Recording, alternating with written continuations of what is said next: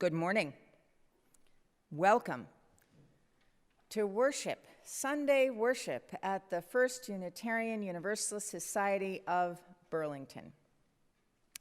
This is live. It is happening now. Today is the first Sunday of live streaming from your sanctuary, as we've been planning and promising you for months. I will tell you more about all of that in a minute. But first, I want to acknowledge that this meeting house is located on the ancestral land of the Western Abenaki people, the Dawn Land, Ndakana, they call it. For the last few centuries, this land, of course, has also been claimed by our European ancestors and us. We have occupied it uninvited, which does not lessen our obligation to take care of this land and all who live here.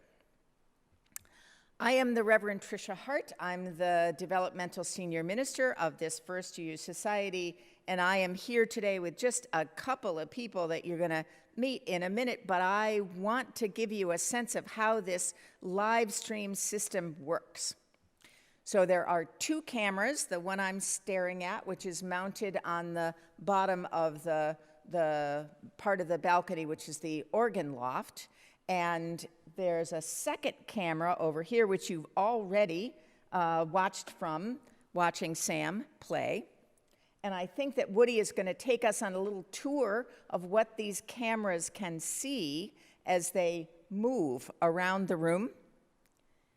They pull out and they can zoom in and they show us, all of us watching, all that there is in this space. So can we say hello to the people who are here? So yeah, I'm going to say hello, and Martha Dallas is going to say hello, and Sam is there at the piano. And if we go back, can we catch Rowan? We can. There is Rowan. Yeah, it's hard to know what camera, but it's this one. This is what we've been doing for days as we've been rehearsing. We constantly look in the wrong direction. And then if we keep going, oh my goodness, we see the organ, we see the organ loft, and we see, where is he? Where is he? Woody Fulton, who is, there isn't enough wonderful stuff to say about Woody. He has been the chief and the engineer of this whole live streaming project, as he has with so many other things in this congregation. And because of COVID numbers in the last couple of weeks, we actually have not been able to schedule the training for the tech team that we had planned on it, which means that right now we are all of us, utterly in Woody's hands. Fortunately, they are very capable hands, and we're deeply, deeply glad, Woody, for all that you've done. This service today, we have actually tried to keep it a bit on the simple side in order not to stress all of us too much, but it will show you a little bit of what this system is capable of, which is a combination of live streaming, of other slides or information text on the live stream, which you will see, and also some pre-recorded parts. So even though James Stewart is not actually here right now, hope you're watching, James, we will still hear his voice. And at one point hear him singing with Sam recorded at a different time. It's all very confusing, but it's great to be able to have this capability. I want in particular to thank Bob Furrer for these gorgeous flowers, to thank Claire Graham-Smith for her amazing artistry in creating the new banner, which you can see in the arch. I want to thank Christina Fulton, who is not physically here, but is always behind the scenes and running our technical connection with YouTube. Also, David McFeeters and Eric Reef and Margot Whitcomb and David Ruffin and probably others are going to be outside soon doing some activities with the OWL class, which is about to begin. There are lots of people that make this congregation happen. One of them that I particularly want to thank today is Martha Dallas. Martha is a longtime, 20 years member of this congregation. She's a former staff person, but she is also now the founder of a company called Vermont Celebrants, and Martha works with individuals and families who are designing rites of passage, memorial services, and weddings, not just for people in this congregation by any means, but I have worked with Martha in this realm since I arrived a couple of years ago, and I'm really, really delighted to be working with you today. Thank you so much. I want to acknowledge that COVID-19 has once again made us change our plans. I was just having flashbacks of the live Facebook Live service we tried to do in March of 2020 in this space. We have learned so much from everything that we've done in the last year and a half. Our plans to be inviting at least some of you into this space have been delayed. We are going to wait until it is safer. Our imagination now is that that will be the beginning of October, but we'll see. Because we want to gather here, but we want to do that as safely as we can and not compromise one another's health. So for the moment, for today and for the next few weeks, we very much hope that you will watch the live stream if you can. Watch it on different devices. Get your friends to watch it. And give us some feedback. Let us know how it's working for you. What do you like? What you wish for? How it feels. Because this is not going away. This capacity to live stream our services is permanent now in this sanctuary. And I'm so delighted because it means we can right now do what I'm going to do and mean it, to welcome the few people who are here, to welcome the longtime members who are watching, to welcome the not-so-long-term members and good friends who've begun watching on our pre-recorded services for the last year and a half, to welcome visitors, to welcome friends, all of you. Whatever you're bringing with you, whatever it took to get you here today, whatever joys and sorrows and fears and anger and hopes and expectations, whatever you have, all of it belongs. As do you. Let us light our chalice.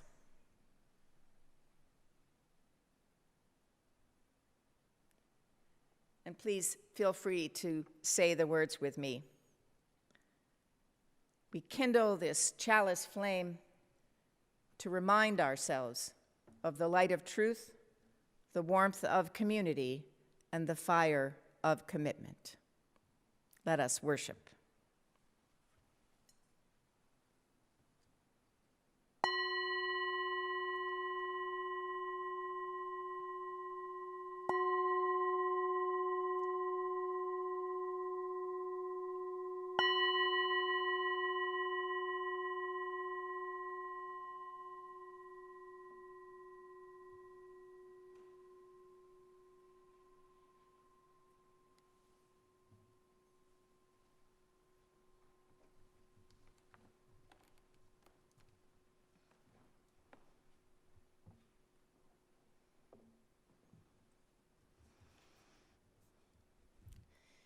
Good morning.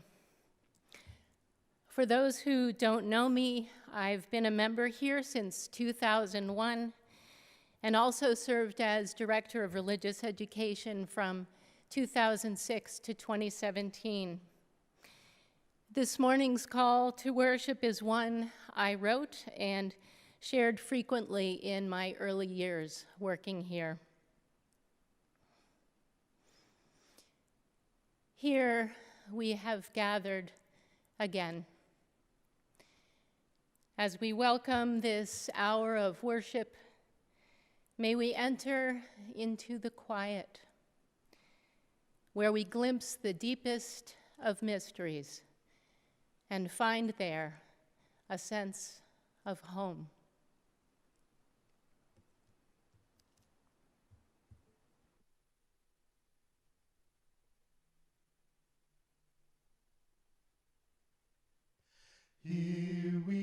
have gathered side by side. Circle of kinship, come and step inside. May all who seek here find a kindly word. May all who speak here feel they have been heard. Sing now together this our heart's own song. Here we have gathered, called to celebrate days of our lifetime, matters small and great. We of all ages, women, children, men, infants and sages, sharing what we can. Sing now together this our heart's own song. Life has its battles, sorrows and regrets, but in the shadows let us not forget. We who now gather know each other's pain. Kindness can heal us, as we give we gain. Sing now together this our heart's own song.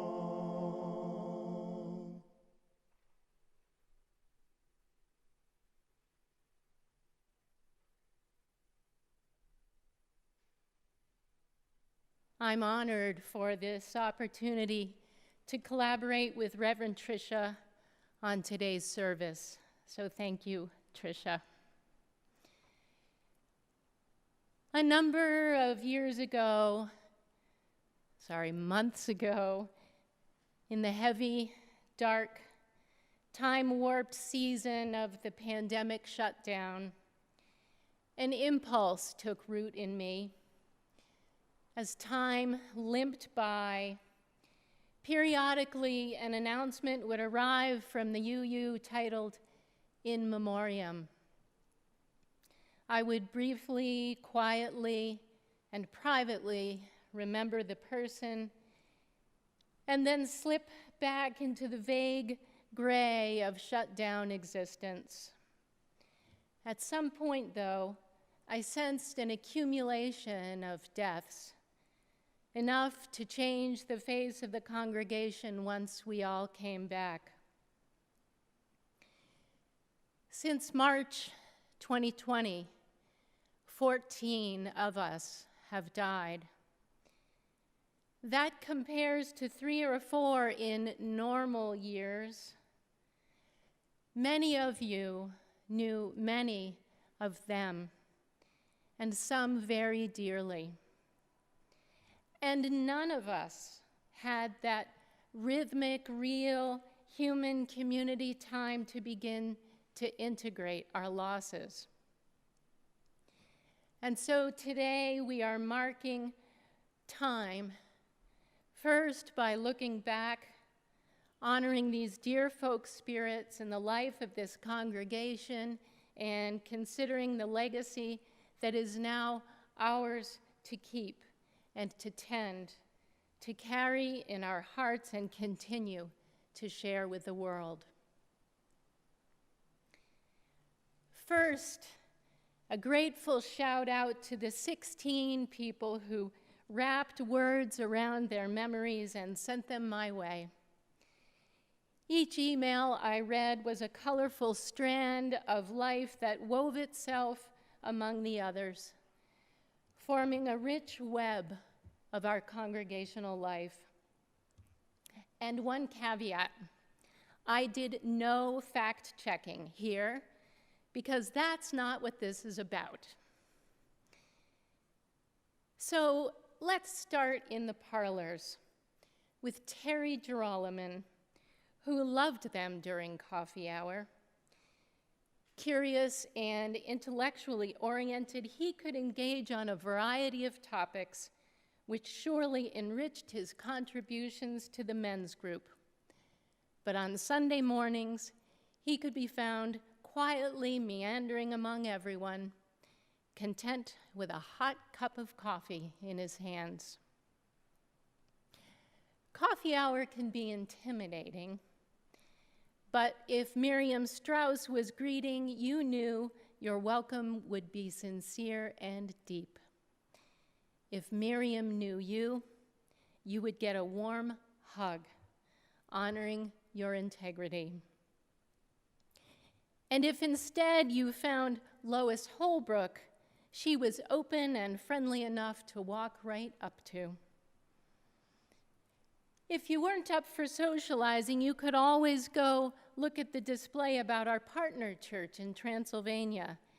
There you'd find a photo of the group that once visited, including Anna Klock and her husband, Bill.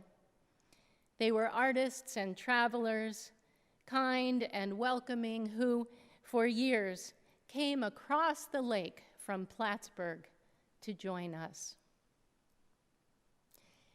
Anne Livingston knew the parlors too, perhaps more for meetings than for coffee hour.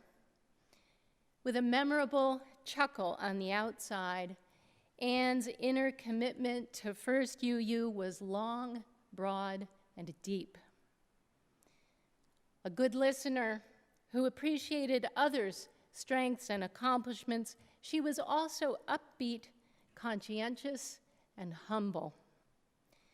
And she was loyal and forthright about making her annual pledge.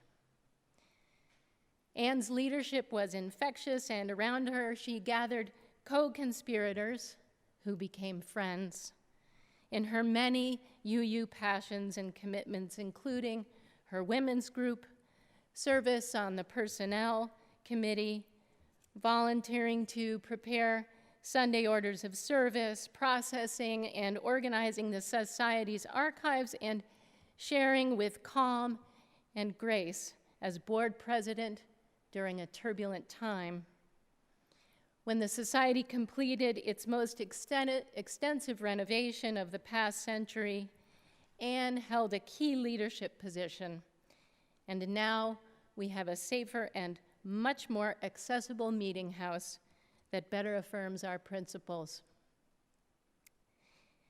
Anne worked closely with Tom Patterson, a property committee member, when our solar carport was erected. A jovial music lover, he would serenade the committee on piano prior to the start of meetings. One year, he added pizzazz to the pledge drive by riffing on the Guys and Dolls tune, "I've got a horse right here, his name is Paul Revere." And if he liked the hymn, his voice rose with gusto. If Dan Murdoch had ever sat next to Tom when he was singing, he might never have given in to his wife's urging to try our assisted listening devices, because when Dan finally did, they were a revelation, welcoming him more fully into the worship experience. Tom probably knew Maggie Hayes, a fellow music lover.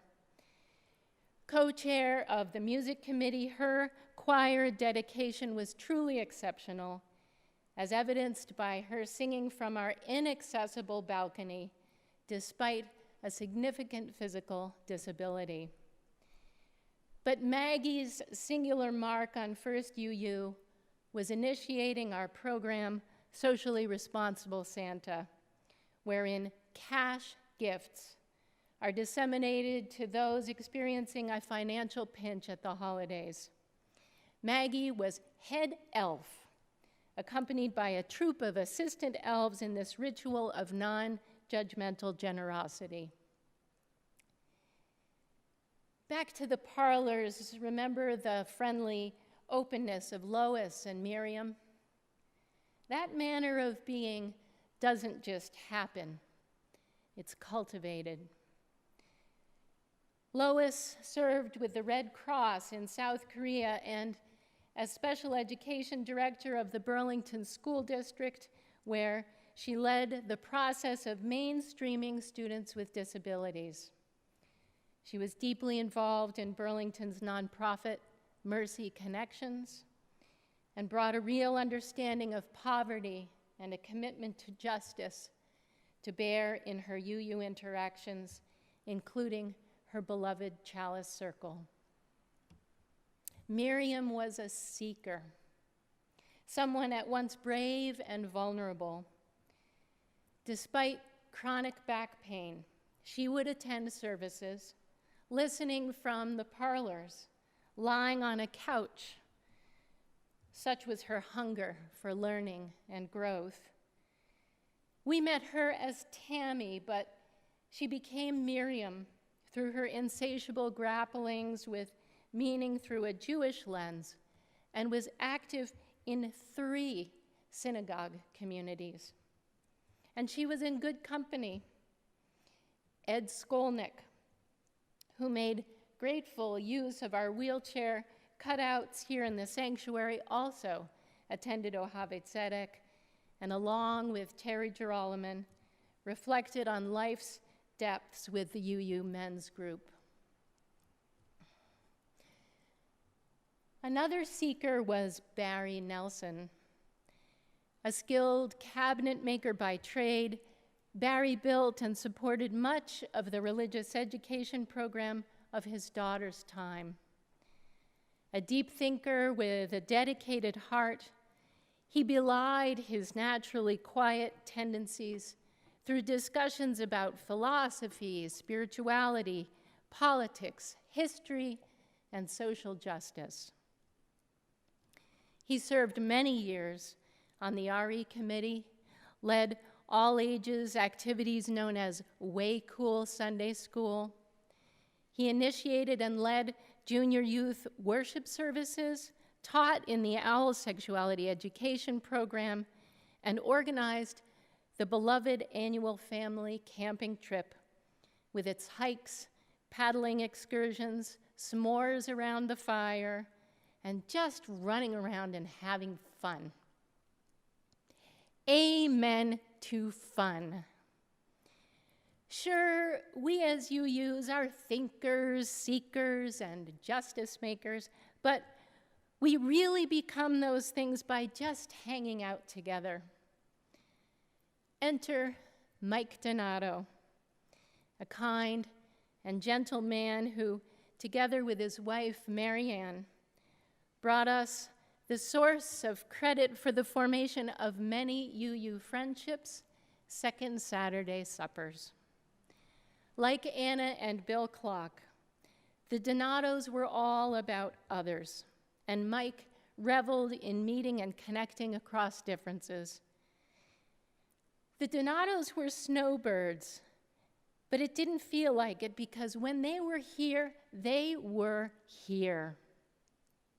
And the lucky Florida congregation got them every winter, making their UU impact that much stronger. You know who loved Second Saturday suppers? Clem Holden, UU for food. The UU part was palatable enough, but the food and the company, delicious. Like Henry Thoreau, Clem's church was Vermont's trails and forests, and many knew him more for his outdoor pursuits than for his appearances at First UU. When Clem was here, it was devotedly, as wingman to his indomitable wife, Sylvia, and most notably for his cameo appearances at the Holiday Bazaar. Both the bazaar and the suppers were held downstairs in the community room, home to an old upright piano whose ivories were tickled during Saturday suppers in the songfests served up by Bill Cleary, whose delightful and mischievous presence among us we owe to his wife, Roddy O'Neill Cleary. Many who wrote to me hesitated to recount memories of Roddy, assuming others would do it. Some just didn't know where to start. Her title was affiliate minister, because she didn't come to ministry through the traditional UU fellowship process. Rather, after renouncing her vows as a nun, she'd been at UVM doing interfaith work and teaching. She advised the spirituality and social justice group there. She brought feminist ideology and scholarship to rafts of students, but her impact reached well beyond the university and across Vermont, especially with her work on the passage of the civil union law in 2000. Here, Roddy was our minister, and we voted to ordain her. But after she retired in 2009, she remained in our midst and was a human touchstone for many. She glowed. She shone with a heart of love and light, such that one person described her as the closest thing they'll ever know to a living saint. Another recalled Gary Kowalski, with whom she shared ministry here for over a decade, asking rhetorically, not what would Jesus do, but what would Roddy do? She married countless couples, especially queer ones, and honored many deaths. Ever reflective and prayerful, she understood life's meaning and its big transitions in a way we so admired, perhaps most deeply in the clarity of conviction she brought to her own death.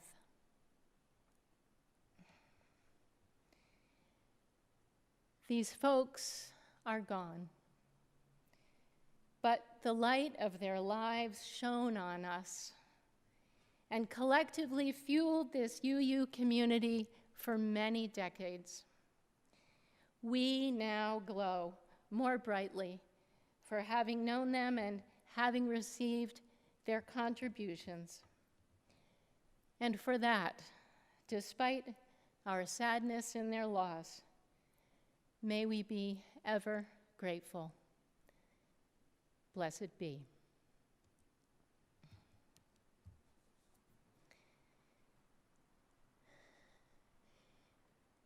In just a moment, Woody will share a slideshow of photos of everyone I've just spoken about.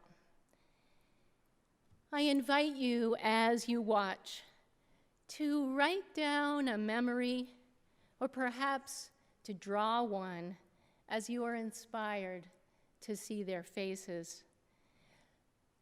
Let it be a ritual of memory. And if you didn't know any of these folks, perhaps you lost someone special in the last year and a half, or find yourself remembering someone you loved, someone who made an impact on you. Respond to their memory. And whatever you create, hold on to it, because we'll make an opportunity for gathering them all somehow one day together. So find some paper and something to mark it with, and Woody, I think we're ready to begin.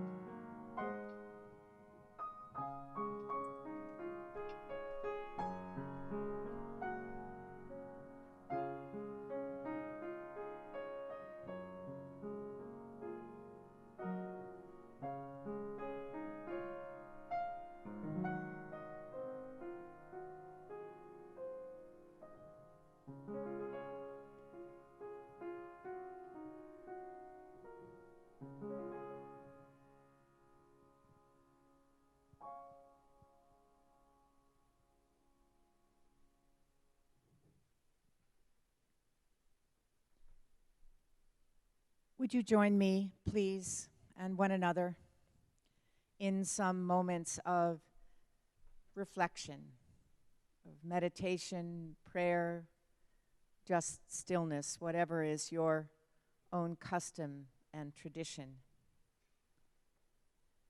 Take a breath. Notice where you are and what's around you.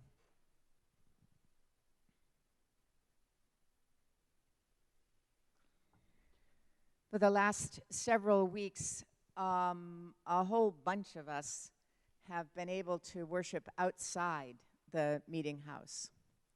It was a complete delight to me in so many ways, and we learned a lot from that experience, not least of all that it's a whole lot easier for new people to come to a service when they don't even have to come through a doorway. We had lots of visitors. But we also wanted to have a way to do something we haven't been able to do together for 18 months, some ritual to mark the joys and the sorrows of our lives that we hold privately and need to share. We played with a ritual that I actually hope we will continue, which is an invitation for people to come up and choose a stone and to place it on the table once they've held it in their hands or pressed it to their hearts and filled it with the joy or sorrow most with them. That day, today. So I will do that today without you, but thinking of you and trying to choose stones that also, for you, reflect the joys and the sorrows that are very much with me today.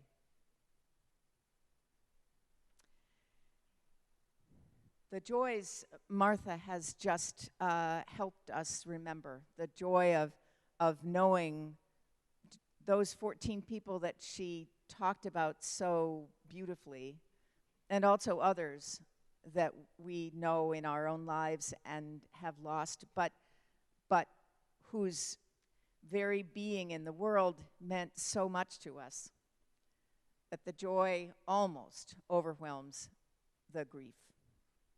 So one stone for the people we have lost.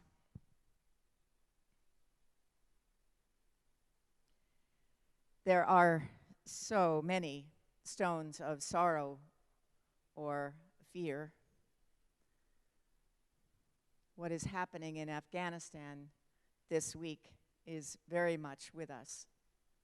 Certainly the extraordinary tragedy of the 13 lives lost, the 13 service members, and the at least 15 U.S. service members who were injured in the explosion, and it just multiplies from there. Their friends, their fellow service members, their parents, their siblings, their spouses, their children, so many people affected by that tragedy. And then we have been able to count the 170 Afghans and others who were killed in that bombing and know that that is just the very beginning of the people who were injured in that blast, who lost their lives, the hundreds more who were injured, and all of their families and friends and colleagues and the people in this country and around the world who are worried about them as we worry about them.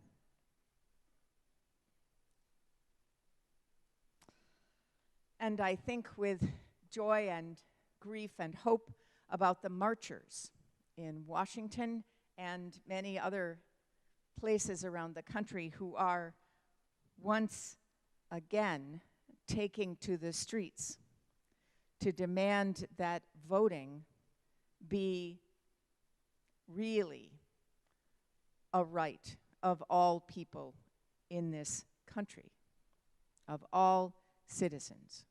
So much this struggle has occupied our country for my whole life and long before, and it's not stopping now.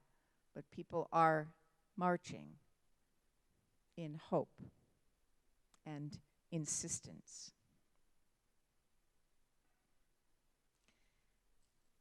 And then there are all the people who are making school happen again.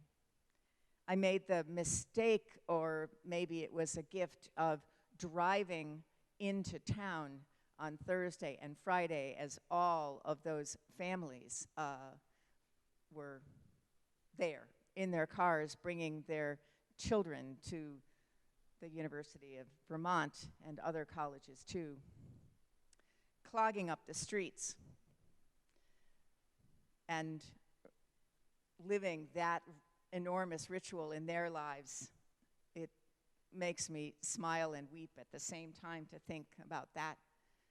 And all of the high school students who returned to school this week, and middle school, and elementary school, and preschool, and all of their parents, and all of their teachers, and all of the administrators who are in faith making school happen this year, despite the fears and uncertainties of this time in which we live.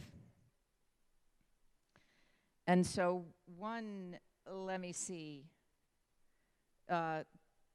crusty, not very beautiful rock for COVID-19, our companion in this year, still with us, still teaching us. And a much more beautiful one for all of the healthcare workers who are continuing with faith and hope to care for people in our community.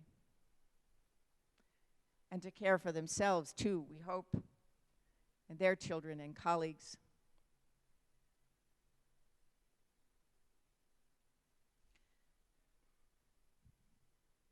Life these days, how could I forget all the people in Louisiana who right now, today, are preparing for, don't you just love these statistics, the most powerful hurricane, expected to be the most powerful hurricane to strike Louisiana since 1856. I'm not sure what good it does us to know that power and that strength, but they will need each other. They will need our prayers.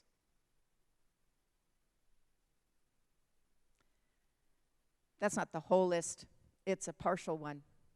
Those are the sorrows and the fears and the joys that fill us in these days. It is right for us to pay attention. It is right for us to find joy everywhere we can and beauty. It is right for us to remember that even if we can't actually hug or even shake hands, we can still hold one another in our love and our hope. We can still remember that the joys and the sorrows of each one of us are possible to hold in community as the joys and the sorrows of all of us. Would you rest for just a moment in the silence?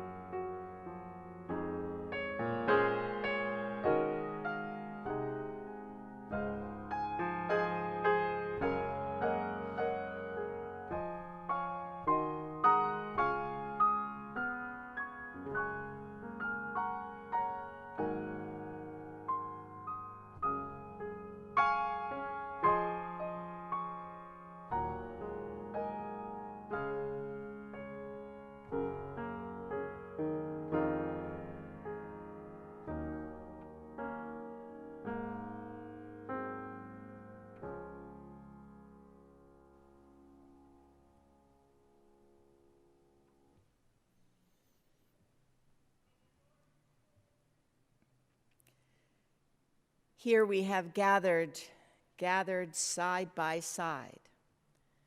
Circle of kinship, come and step inside.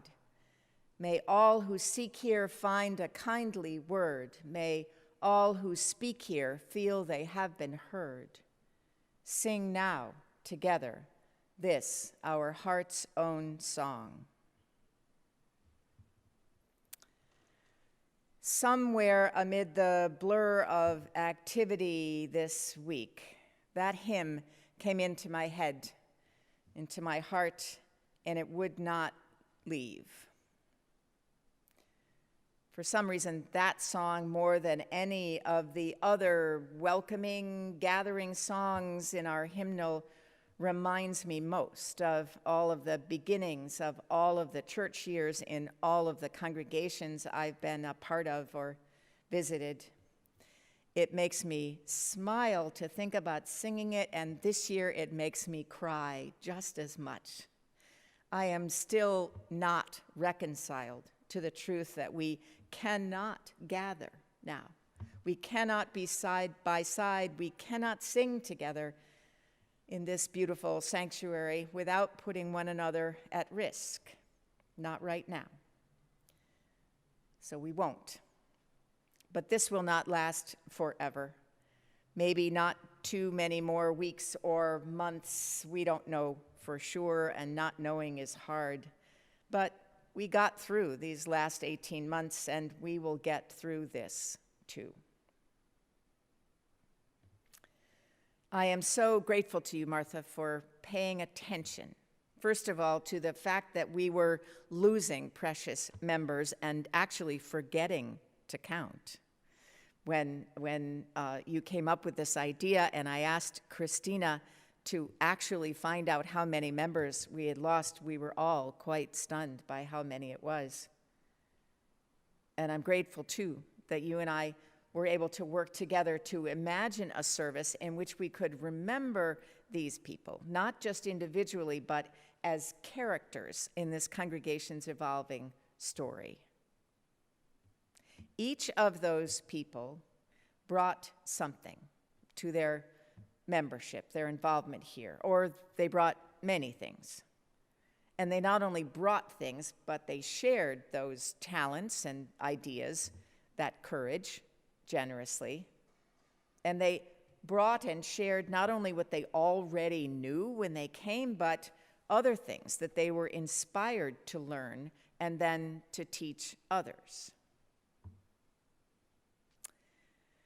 It all reminds me how much I did not know how congregations work when I became a Unitarian Universalist. To whatever extent I thought that it was all about the minister, I quickly learned otherwise. I actually told the minister when I signed the book in that First Universalist Church of Yarmouth, Maine, I'm pretty sure that I said out loud these words. I said, I'm really glad to be here, and I'm glad to be a member, and it makes me just slightly nervous because I feel like this congregation is expecting something of me, and I'm not quite sure what. What I have learned, what I deeply know is true, is that congregations are fundamentally the creations of their people. They are about the world, congregations are. They're about the generations, the times that different generations live through. They are about people taking care of each other. They're about teaching children and youth, giving them a place, a whole community, a whole bunch of people who encourage them to grow into themselves and know that they are loved and good.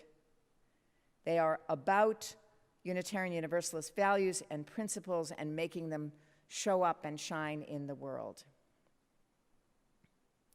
And they're about people.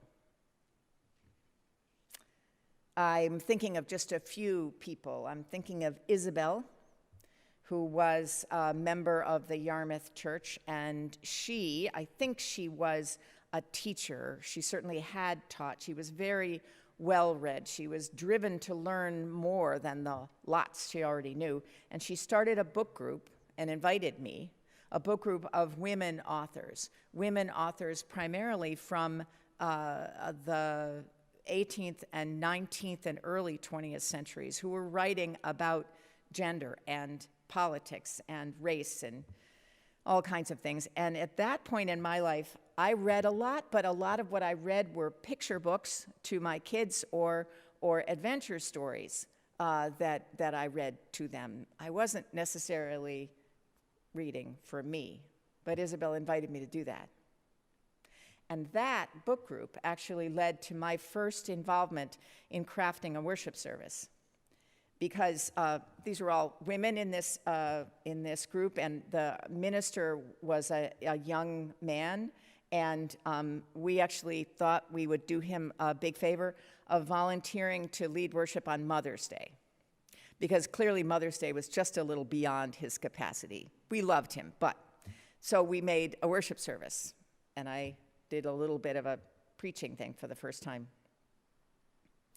I'm thinking about Laurel and all of the parents that she recruited to come along as our 8th graders were visiting other congregations in a curriculum that at that point was known as Neighboring Faiths. And I learned a whole bunch, including the fact that our Unitarian Universalist kids could be pretty closed-minded about Christianity until they actually visited some churches and talked to some real people.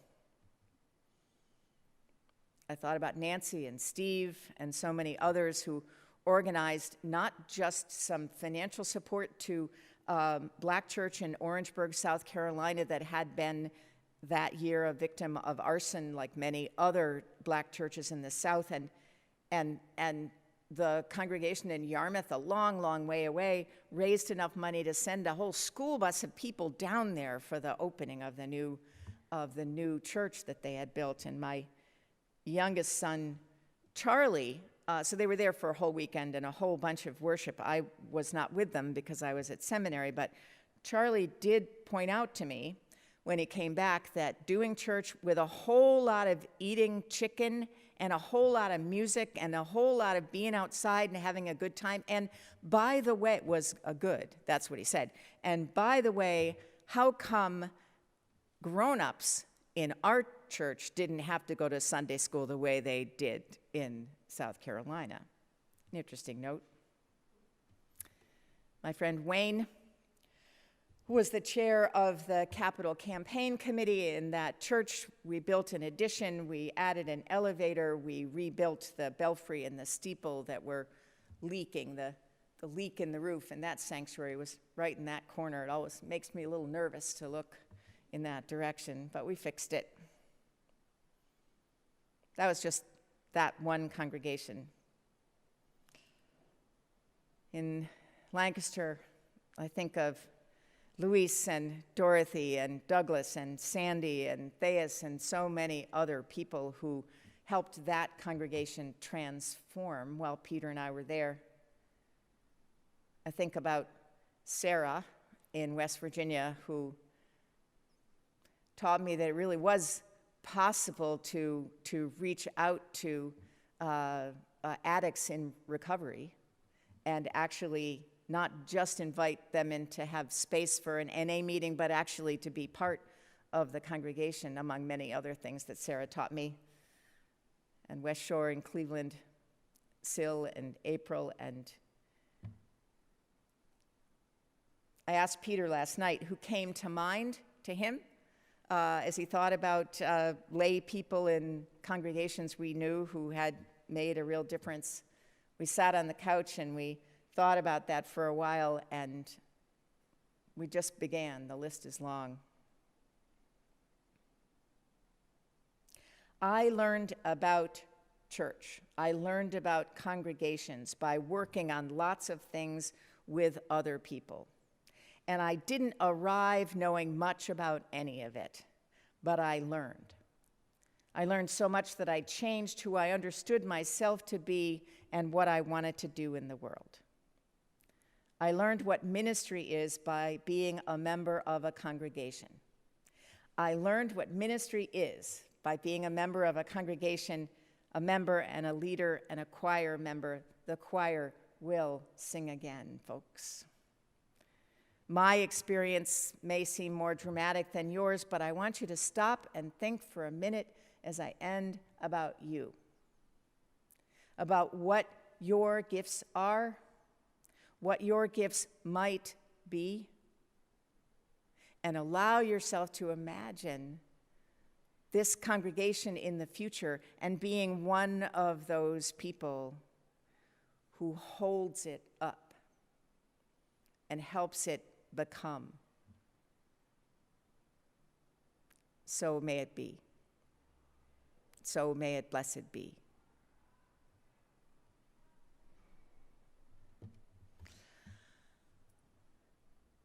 We have not passed the offering plate for a year and a half. We have, however, never stopped taking up an offering. And there's an opportunity for you to contribute today, as there is every week. The Share the Plate beneficiary for the month of August is the People's Kitchen, a Vermont farm-to-fire initiative providing biofuel for the movement, serving tasty meals to everybody in our community, regardless of their ability to pay. Woody is going to put the information up so that you can know how you can give, too. Your generosity makes all the difference. And let us remember our offering dedication, that we dedicate our gifts, all of our gifts, every week, today, in service of this congregation's mission, to inspire spiritual growth, to care for each other and this community, to seek truth, and to act for justice.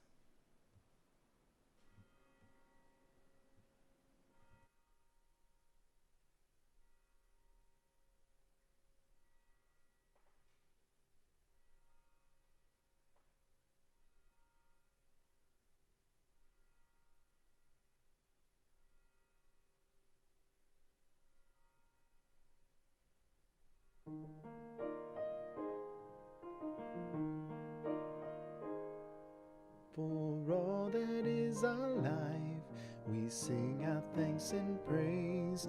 For all life is a gift that we are called to use to build the common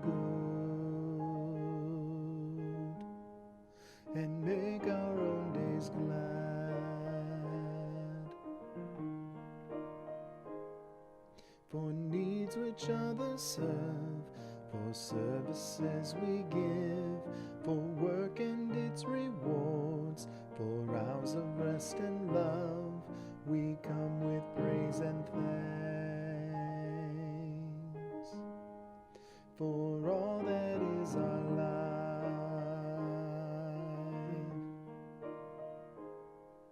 for sorrow we must bear, for failures, pain, and loss, for each new thing we learn, for fearful hours that pass, we come with praise and thanks.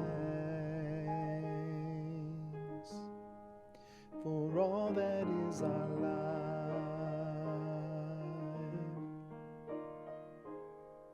for all that is our life, we sing our thanks and praise. For all life is a gift that we are called to use to build the common good and make our own days glad.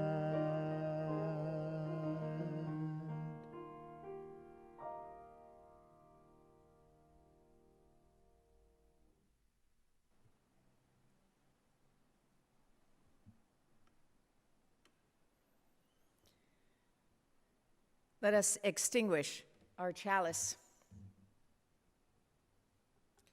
We extinguish this flame, but not the light of truth, the warmth of community, or the fire of commitment. These we carry in our hearts and share with the world until we are together again.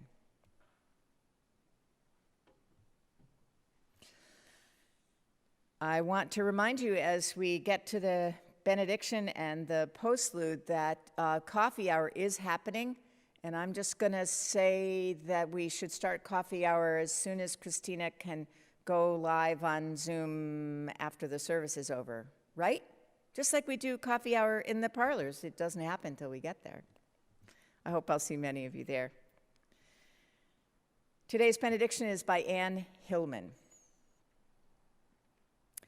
We look with uncertainty beyond the old choices for clear-cut answers to a softer, more permeable aliveness, which is every moment at the brink of death. For something new is being born in us, if we but let it. We stand at a new doorway, awaiting that which comes, daring to be human creatures, vulnerable to the beauty of existence, learning to love. Go in peace.